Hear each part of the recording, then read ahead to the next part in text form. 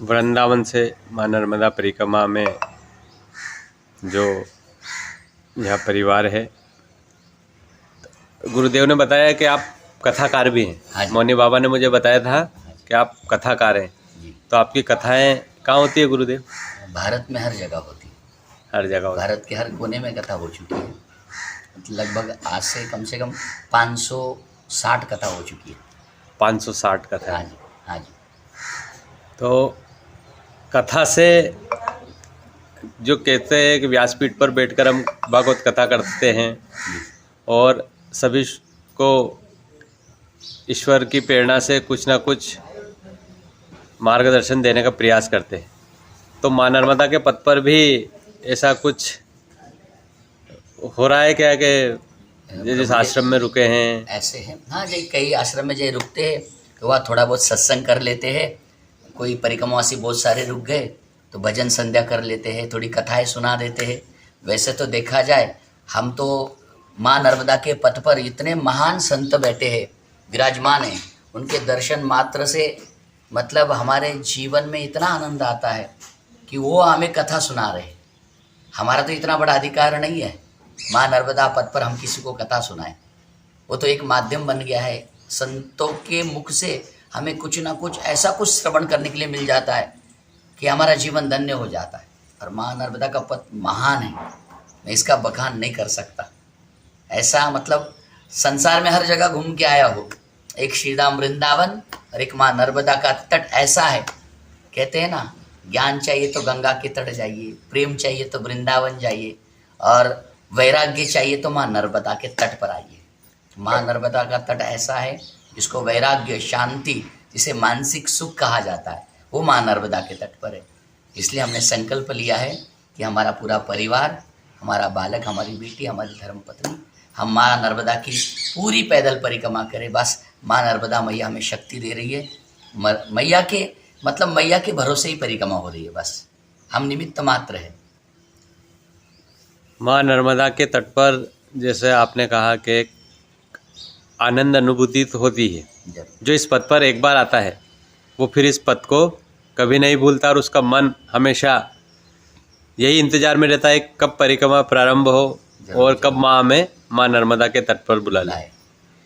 लेकिन सबकी अपनी अपनी समस्याएं रहती है, सांसारिक बंधन में वो बंधा रहता है, तो परिवार की जवाबदारियाँ, जिम्मेदारियाँ भी रहती है। वो चाहकर भी इस पद पर नहीं आ पाता। लेकिन जब माँ कहते हैं ना कि हमारा रिजर्वेशन होता है, वैसा माँ रिजर्वेशन कर देती है, तो फिर वो सब चीज़ों को छोड़कर माँ नर्मदा के इस पद पर आ जाता है।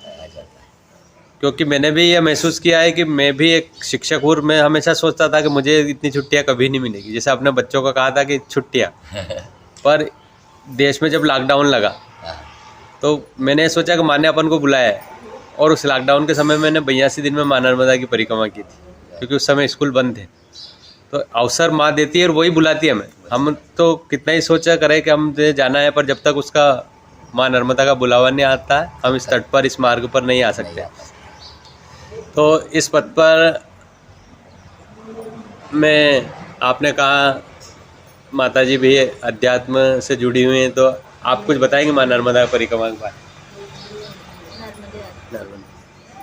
कुछ नहीं, परिक्रमा, तीसरी परिक्रमा है, आनंद आता है परिक्रमा में। माँ जैसे शक्ति देती है वैसे चलते बालकों को लेकर, तो माँ ने ही प्रेरणा दी कि पूरी परिवार के साथ परिक्रमा करें, इसलिए हम परिक्रमा में निकले। माँ की कृपा होगी, पूरी परिक्रमा हम अच्छे से करें। निश्चित ही माँ ने कृपा की है, तभी आप इस पद पर आए हैं। आप कुछ सुनाओ मैया के बारे में, नर्मदा अष्टक। बिंदु सिंधु सुस्तर तरंग भंग रंजितम विसस्तु पाप जात जत कारी गारी संयुतम कृतांत दूत कालभूत भीति हारि वर्मदे त्वदीय पाद पंकजं नमामि देवी नर्मदे त्वदीय पाद पंकजं नमामि देवी नर्मदे त्वदंगुलीन दीनमीन दिव्य संप्रदायक सर्वभूतमखिलजगन्नाथं कलोमलोदभारहारि सर्वतीर्थनायकं मत्स्यकच्छनक्रचक्रचक्रवाक शर्मदे त्वदीयपादपङ्कजं नमामि देवि नर्मदे त्वदीयपादपङ्कजं नमामि देवि नर्मदे महागम्भीर वीरपूरपापदूतभूतलं ध्वनस्समस्तपातकारि धारितापदाचलं लये महावैरकण्डसूनुशर्मदे त्वदीयपादपङ्कजं नमामि देवि त्वदीयपादपङ्कजं नमामि देवि नर्मदे गतं तदेव मे वयं कदम्बविश्रितं यदा प्रकण्डसूनुशोणकासुरारिसेवि सर्वदा पुनर्भवाप्ति जन्मजं नवाप्ति दुःखवर्मदे त्वदीयपादपङ्कजं नमामि देवि नर्मदे त्वदीयपादपङ्कजं नमामि देवि नर्मदे अलक्ष्य किन्नरामरासुराजिपूजितं सुलक्षणीरतीरधीरपक्षिलक्ष्यपूजितं वसिष्ठशिष्टपिप्पलादकदम्बादिशर्मदे त्वदीयपादपङ्कजं नमामि देवि नर्मदे त्वदीयपादपङ्कजं नमामि देवि नर्मदे सनत्कुमार नाचिकेत कश्यपादिषट्पदे मृतं स्वकीयमानसेषु मानसेषु नारदादिषट्पदे रविन्दुरन्ति देवदेव राजकर्म शर्मदे त्वदीयपादपङ्कजं नमामि देवि नर्मदे त्वदीयपादपङ्कजं नमामि देवि नर्मदे अलक्ष्य पाप लक्ष्य सारसायुधं ततस्तु जीवजन्तु तन्तु भोक्तिमुक्तिदायकं वीरञ्च विष्णुशङ्करं स्वकीयधाम वर्मदे पादपङ्कजं नमामि देवि नर्मदे त्वदीयपादपङ्कजं नमामि देवि नर्मदे अहोमृतं शरणं सुतं महेशकेश जातटे किरातसूतवाणुवैश पण्डितेशटे नटे पाप तापहारि सर्वजन्तु शर्मदे पादपङ्कजं नमामि देवि नर्मदे त्वदीयपादपङ्कजं नमामि देवि नर्मदे इदं तु नर्मदाष्टकं त्रिकालमेव ये सदा पठन्त ते निरन्तरं न यान्ति दुर्गतिं कदा सुलभ्यदेव दुर्लभं महेशधाम गौरवं पुनर्भवानरानवेलूतयन्ति रौरवम् त्वदीयपादपङ्कजं नमामि देवि नर्मदे त्वदीयपादपङ्कजं नमामि देवि नर्मदे इति श्रीमच्छङ्कराचार्य विरचितं नर्मदाष्टकं सम्पूर्णं नर्मदा मैया की जय हो। तो नर्मदाष्टक की बहुत ही मधुर सुंदर प्रस्तुति सभी ने इसका आनंद लिया और माँ नर्मदा के इन पावन तट पर, माँ नर्मदा तट के इन आश्रमों पर आप प्रतिदिन भगवान के साथ साथ माँ नर्मदा पथ पर परिक्रमा करने वाले साधु संत सन्यासियों के दर्शन करके अपने जीवन को सफल बना सकते हैं।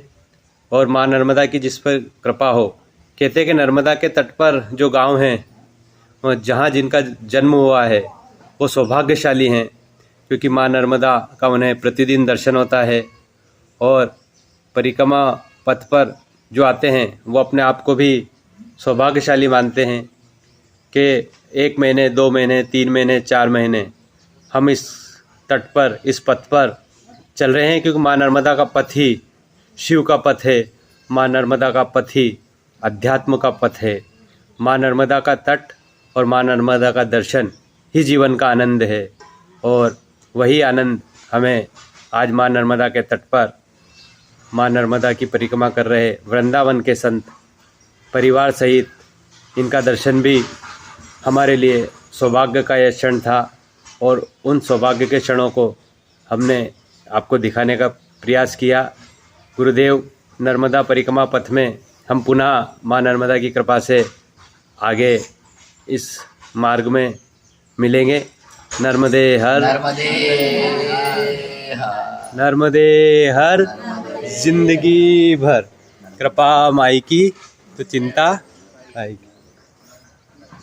गुरुदेव नर्मदे।